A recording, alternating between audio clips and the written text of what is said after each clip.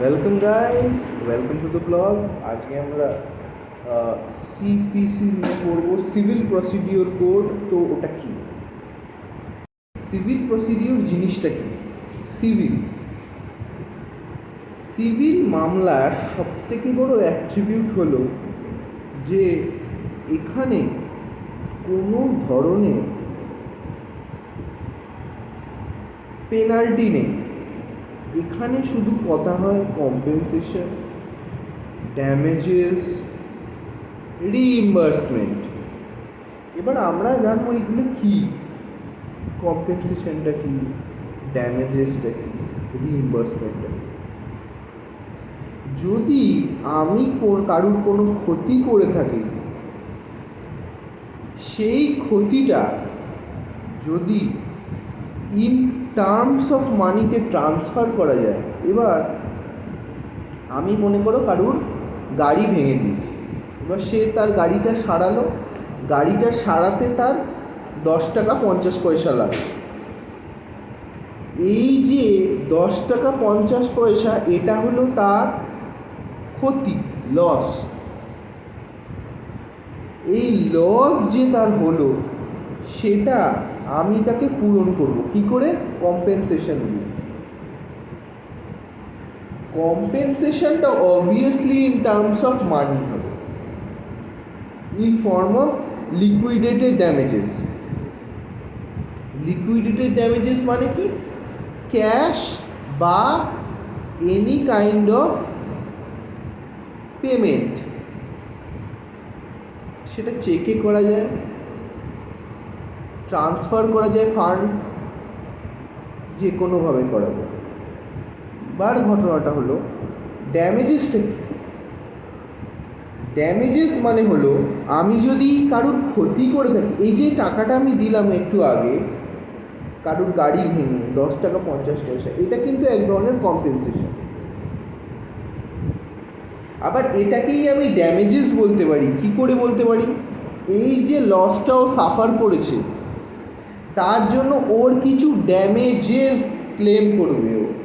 Damages মানে amount of liquid money বা transferable মানি। আমার 100 টাকার ক্ষতি হয়েছে, আমার ড্যামেজেস 100 টাকা।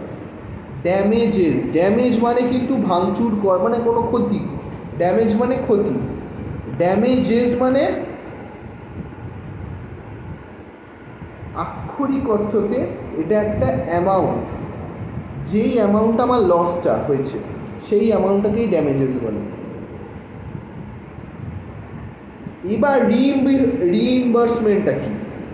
মনে করো আমি কারুর জন্য কোনো ক্ষতি করলাম, সেই টাকাটা আমি মনে করো কারুর হয়ে, এক্সাম্পল যেটা কন্ট্রাক্ট অফ ইন্ডেমনিটিতে আমরা পড়েছি সেকশন 124-এ, যে আমি কাউকে কোনো টাকা দিলাম, সেই টাকাটা সে রিটার্ন করলো না, তাহলে এই টাকাটার আমার লস হয়েছে, সেই টাকাটা রিইম্বার্স করতে হবে। আমার রিইম্বার্স করতে হবে মানে আমায় পে করে দিতে হবে, আবার আমায় চুকিয়ে দিতে হবে। আমার যে দেনাটা বাকি সেটা আমায় চুকিয়ে দিতে হবে। এটাই হলো রিইম্বার্সমেন্ট প্রসিডিউর। সেকশন 1-এ বলছে কি? Short, extent and title. যেটা আগে জম্মু অ্যান্ড কাশ্মীরে অ্যাপ্লাই হতো না, সেটা এখন কিন্তু জম্মু অ্যান্ড কাশ্মীরে অ্যাপ্লাই হয় আফটার অ্যামেন্ডমেন্ট অফ সেকশন 370 জবের থেকে চলে গেছে obviously CPC, civil procedure code. সেটা অ্যাপ্লিকেবল কোথায়? জম্মু অ্যান্ড কাশ্মীরে। এবার ঘটনাটা হলো অ্যামেন্ডমেন্ট। সেকশন 2 আমাদের বলছে যে কস্টটা জিনিসটা কি, হোয়াট ইজ কস্ট। কস্ট মানে হলো in relation to the commercial dispute court, notwithstanding anything contained in the law, time being force rule has discretion to determine. তো সেকশন 35টা অ্যামেন্ডেড হয়েছে। অ্যামেন্ডমেন্টের মধ্যে কি লেখা আছে?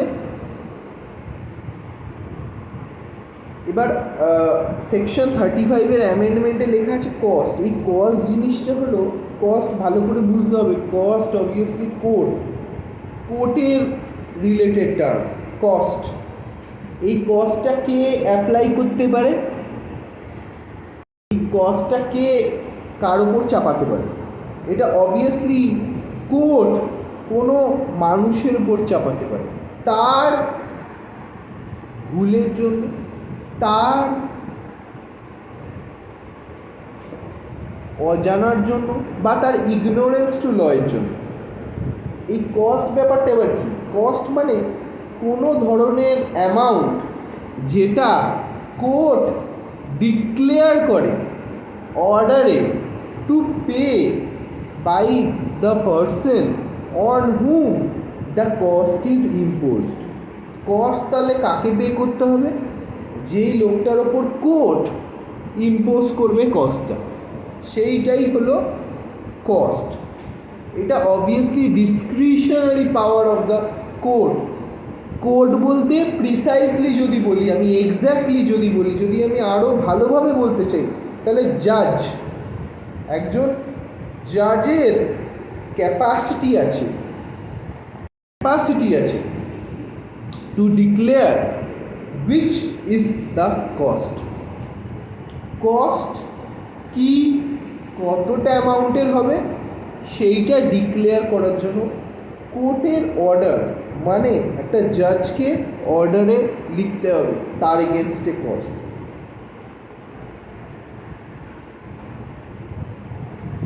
এবার এইটা ডিসাইড করে কি? সেকশন 35 যেটা অ্যামেন্ডেড হয়েছে সেটা বলছে যে সাবস্টিটিউশন অফ নিউ সেকশন, একটা নিউ সেকশন উদ্ভাবন হয়েছে সেকশন 35। কি হয়েছে? এটা সাবস্টিটিউটেড নেমলি কস্ট। এবার whether the cost is payable by one party to another.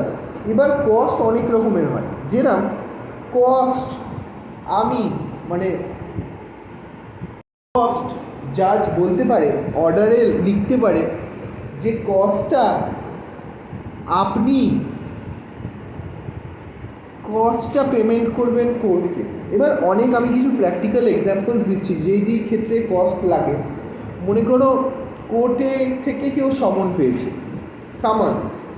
সামান পাঠানো হয়েছে তার, অবভিয়াসলি কেউ কেস যদি করে তার এগেনস্টে সামান যাবে। তো সামানে সে রিসিভ করে সে অ্যাপিয়ার হয়ে সে দিনের পর দিন টাইম নিয়ে যাচ্ছে, 5 বার 10 বার টাইম নিয়েছে। তো কোর্ট এনফোর্স করবে যে যাতে ও নিজের ডাব্লিউএসটা ফাইল করে, মানে রিটেন স্টেটমেন্ট। মানে মনে করো কেউ প্লেন্ট জমা দিয়েছে, তার এগেনস্টে রিটেন স্টেটমেন্ট জমা দিতে হবে কোর্টে। সেইটার জন্য টাইমের পর টাইম নিয়ে যাচ্ছে, একটা ডেট চলে গেল, আরেকটা ডেট চলে গেল, আমরা 10-15টা ডেট নিয়েছে। এটা এক্সাম্পল দিচ্ছি, একটা ডেটেও হতে পারে, 2টো ডেটেও হতে পারে, 50টা ডেটেও হতে পারে। সেটা জাজের ডিসক্রিশন, জাজ কতটা লিবারাল, জজ সাহেব কতটা কী করবেন, সেটা পুরোপুরি জাজের ডিসক্রিশন, মানে জাজের ক্ষমতার আয়ত্তে। এবার ঘটনাটা হলো, মনে করো লোকটা রোজ ডেট দিচ্ছে, জাজ মনে করলো এই লোকটা তো দিচ্ছে না ডাব্লিউএস, রিটেন স্টেটমেন্টটা দিচ্ছে না, জবাব দিচ্ছে না। জবাবটা যদি না দেয় তাহলে একে আমায় বাধ্য করতে হবে যাতে এই জবাবটা আমায় দেয়। সেটা হলো কস্ট। নিজের আদেশকে পরিপূর্ণ করার জন্য কস্ট ব্যবহার করতে পারে জজ, কস্ট সেরকমভাবে অ্যাপ্লাই করতে পারে জজ। কস্ট অ্যাপ্লাই করে কি করতে পারে জজ সাহেব? কস্ট অ্যাপ্লাই করে জজ সাহেব নিজের অথরিটিটাকে প্রকাশ করতে পারে যে don't try to take court very easy, don't take court to light. Court is not a light matter. Court is a hard matter. You should take seriously. Court is not a playground. এইটা বোঝানোর জন্য কিন্তু জাজ cost impose করতে পারে। এবার জাজ এই কস্টের মধ্যে কী করতে পারে? জজ বলতে পারে যে কস্টটা তুমি কোর্টকে পেমেন্ট করো, কস্টটা তুমি আরেকটা পার্টিকে পেমেন্ট করো, কস্টটা তুমি কোর্টে জমা রাখো, যদি তুমি প্রমাণ হয়ে যাও যে তুমি নির্দোষ সেটা তুমি দিতে পারো। তো অর্ডার বিভিন্ন রকমের হতে পারে, বাট কস্ট এর এইভাবে ইমপ্লিমেন্টেশন হয়। এবার কস্ট কীরকম হয় আরেকটা প্রকৃতি। কস্ট আমি কতটা কস্ট হবে, 100 টাকা হবে, 200 টাকা হবে, না 5,000 টাকা হবে, সেটাও টোটালি জজ সাহেবের উপর। এটাই সেকশন 35 সাবসেকশন বি বলছে, কোয়ান্টাম, কতটা কস্ট হবে, মানে কস্টের অ্যামাউন্টটা কতটা হবে। তাহলে সেকশন 35 সাবসেকশন এ কী বলছে? কস্ট কাকে পে করতে হবে। সেকেন্ড পয়েন্টটা হলো কোয়ান্টাম অফ কস্ট, মানে কতটা কস্ট, 100 টাকা, 200 টাকা, না 10,000 টাকা, ডিফারেন্স হতেই পারে, জজ যেটা দেবে। আর third point is when they are to be paid, কখন কস্টটা পে করবে, যে 1 মাসের মধ্যে কস্টটা তোমায় পে করতে হবে, 1 মাসের মধ্যে কস্টটা পে করতে হবে। এই ধরনেরও ডিসিশনস হয়, এই ধরনেরও অর্ডারস হয়। এবার আমরা আরেকটু ফার্দার যাব। এক্সাম্পল, কস্ট আরও কিছু ধরনের হয়, তার নাম কি? সেগুলো হলো রিজনেবল কস্ট, মানে মানুষের সাধারণ বুদ্ধিতে যে যুক্তিসম্মত কারণ। রিজনেবল মানে যুক্তিসম্মত কারণ। সেগুলো কি কি কি ক্ষেত্রে কস্ট দিতে হবে? মনে করো একটা কেসে কোনো একজন উইটনেস আছে, আমার একটা ডকুমেন্ট অ্যাগ্রিমেন্ট সাইন হয়েছে, সেখানে আমার সামনে 2 জন উইটনেস সই করেছে, 3য় নম্বর উইটনেস আমার কোনো একটা পরিবারের লোক, মনে করো আমার মা বা কেউ, কিন্তু 2 জন আমার সামনে সই করেছে যে আমার কেউ নয়। যদি কোনো কেস অ্যারাইজ করে উইটনেসদের কোর্টে আসতে হবে, উইটনেসরা যদি কোর্টে আসে তাহলে তাদের যে যাতায়াতের রিজনেবল কস্ট, ট্যাক্সি করে এলো 100 টাকা লাগলো, ট্যাক্সি করে বাড়ি যাবে 100 টাকা লাগলো, এই কস্টটা দিতে বাধ্য। কে দিতে বাধ্য? সেই পার্টি যার হয়ে উইটনেস দিতে আসছে। কে বাধ্য করবে? জাজ। জাজের যদি মনে হয়, মনে করো আমি একটা কাজ করেছি, সেখানে শাহরুখ খান উইটনেস হিসেবে ছিল, তো তাকে কি আমায় দিতে হবে উইটনেসের টাকা? মানে সে যে আসবে তার প্লেন ভাড়া, মনে করো সে বিজনেস ক্লাস ভিভিআইপিতে আসছে, সেটা ডিসাইড করবে একমাত্র জাজ সাহেব। জজ সাহেবই ডিসাইড করবে। Judge is the supreme authority to decide what will be thing. Either it would be cost or it would be waived off. কস্টটা দিতে হবে না হবে না, টোটাল ডিসক্রিপশন অফ দ্য জাজ। মানে জাজ ডিসাইড করবে যে কস্টটা দিতে হবে কি হবে না। যদি দিতে হয় খুব ভালো, কস্টটা দেবে, জাজ অর্ডার দিলে সেটা দিতে হবে, যদি জাজ অর্ডার না দেয় সেটা দেবে না। Second point, legal fees and expenses incur cost. Example, এই যে উইটনেস এলো, এক্সাম্পল, বা অন্য কেউ এলো, তার কিছু লিগাল এক্সপেন্স লাগলো, সেইটা দিতে হতে পারে। জাজ অর্ডার দিতে পারে যে এই টাকাটা দিতে হবে। কোনো বাড়িতে ঝুট ঝামেলা হয়েছে ল্যান্ড সংক্রান্ত, ল্যান্ড ডিসপিউট আছে, ল্যান্ড মানে জমি সংক্রান্ত কোনো ঝামেলা আছে, সেখানে কমিশনার অ্যাপয়েন্ট করা হয়। এই যে কমিশনার অ্যাপয়েন্ট করা হয়, এনার যে ফিসটা, লিগাল ফিস, এনার লিগাল ফিস এবং এক্সপেন্সেস ইনকার্ড, উনি গাড়ি খরচা করে আসবেন এবং ওনার লিগাল ফিস, এইটা কিন্তু কোর্ট ডিসাইড করবে, এই কস্টটা দিতে হবে, কোর্ট ডিসাইড করবে এইটা। Third point, any expenses incurred in connection with the procedure. কোনো ধরনের, মনে করো এই যে সমন পাঠাতে হয়, কোর্টের টাকায় কি সমন পাঠাবে? একদমই নয়। কোর্টের অর্ডারটা স্ট্যাম্প করে আমাদের দিয়ে দেবে, আমরা সেটা বাই পোস্ট সেটাকে পাঠাবো, পোস্ট করে দেবো সেটা।